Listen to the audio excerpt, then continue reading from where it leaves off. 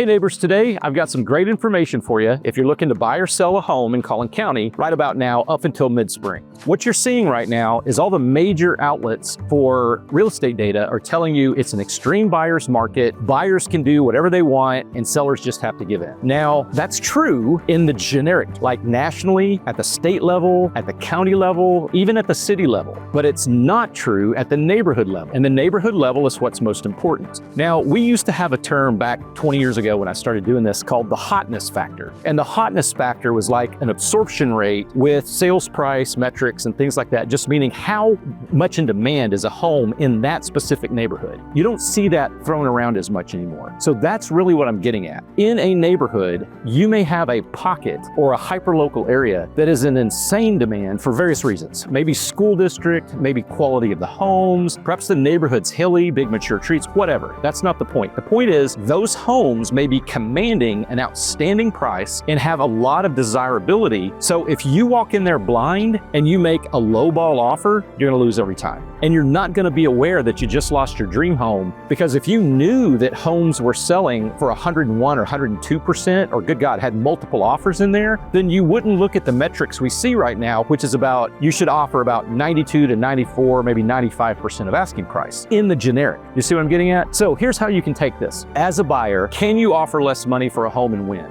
Overall, yeah, you can in this springtime for sure.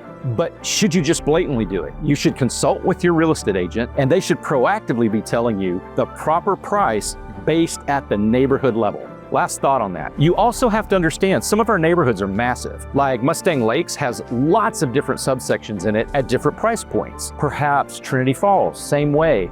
Windsong Ranch, same way. You need to know that in each one of those sections, you might also have a different hotness factor or a different price you should be offering because the desirability is there.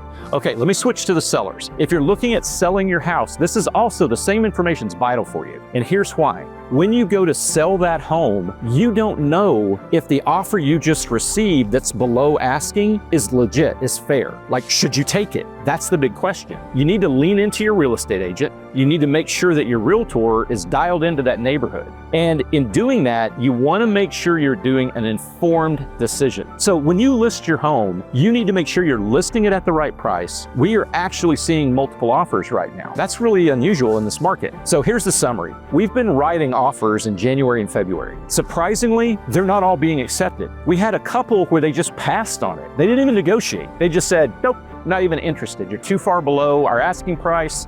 We happen to know what the home will sell for, and it did sell before we could get back in a couple of weeks. You know, we thought we could let them wait, hit them with another offer. Nope, it sold. Lesson learned. The second thing that happened was we made an offer on a home with one client and it hadn't gotten anything in 100 days. That very same weekend, they got a second offer. We went into a multiple offer situation. We were cash. Cash is usually king. They declined it because the other offer, which wasn't cash, was for more money. So the whole point in summary is you need to be very aware of what the neighborhood level activity is and prices are. Hope that helps. If you guys need a real estate agent for the Collin County area, Deb and I would love to help you guys. And if not, may God keep and bless you, cause his face to shine upon you. I'll see you again.